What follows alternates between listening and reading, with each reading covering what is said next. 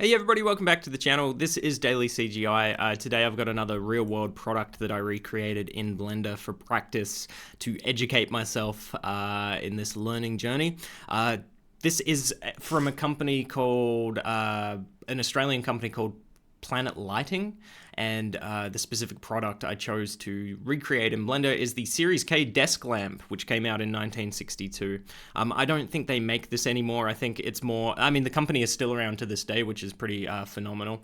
I think they focus on sort of industrial lighting. I know at a certain point they were doing like auditoriums and, lighting in schools and public spaces and stuff, but I think they sort of these days pivot more towards the medical grade LED surgical lighting equipment and that kind of thing. But this is, a relic of the past. I think it may have won some design awards and whatnot. So it stood out to me just looking through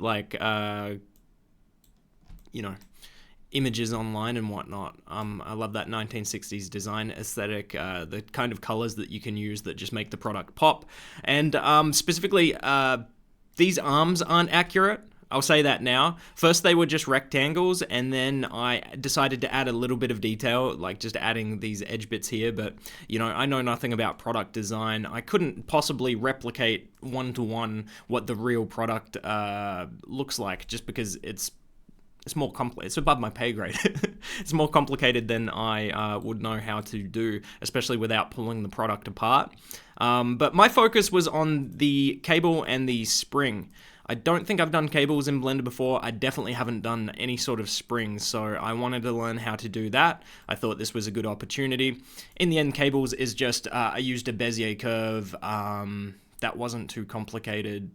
Most people know how those work, but for the spring, I think there's different methods with varying levels of ease. The easiest one that I found was just I went to the add-ons section and enabled add curve extra objects, which gives you access to all these extra objects.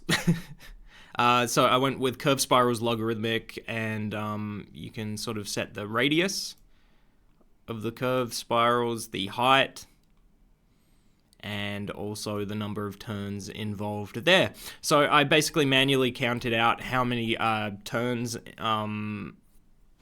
were present in the original reference image, and then plugged those numbers, scaled it down to match the reference image one-to-one or as good as I could, and then went to the object data properties.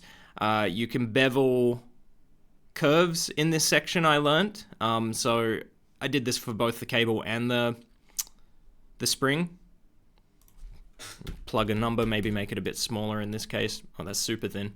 But yeah, and then I left everything non-destructible. I left them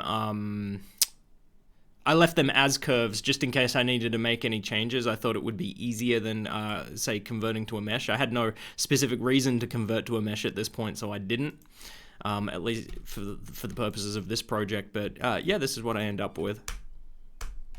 Quite a bit of detail there.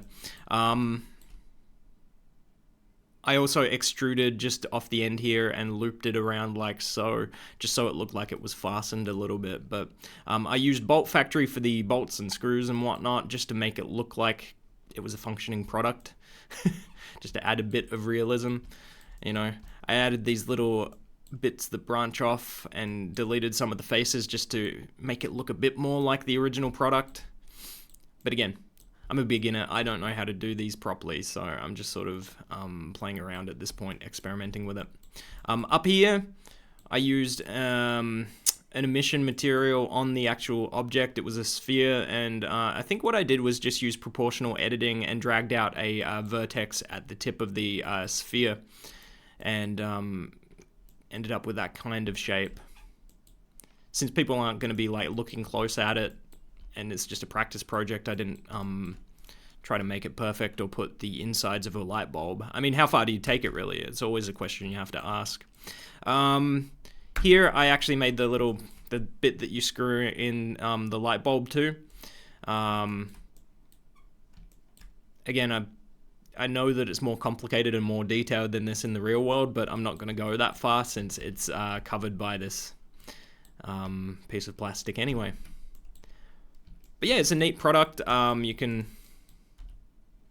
sort of I mean, this isn't accurate to how it works in the real world either, but I put some limitations as to how far it can actually bend, just so it wouldn't be clipping through every little bit. This can do that like bird leaning back meme. About to scream out. It does still clip through there. But yeah, it's funny how expressive a product like this can be. I know Pixar had the Luxo Junior that they experimented with in the early days of Pixar. I think it's a good practice to sort of pick an object you have in front of you or see online and just challenge yourself to try and recreate it. Oh yeah, I assigned a different material on the inside here to the outside, to the same object. That was kind of cool.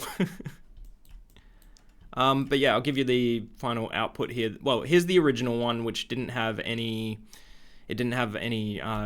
as much detail. It was just rectangles attached to rectangles. And then this one is the one that I just showed you in Blender. A bit more complicated, but just, yeah, it looks a little bit better in my opinion. But let me know what you think in the comments down below. Go easy on a noob like myself. That's it for today's video. If you enjoyed this video, leave a like, leave a comment. Feel free to subscribe to the channel if you haven't already. I think I'm 1 subscriber away from 100, which is pretty cool. I appreciate it, guys, and I will see you in the next video. Bye.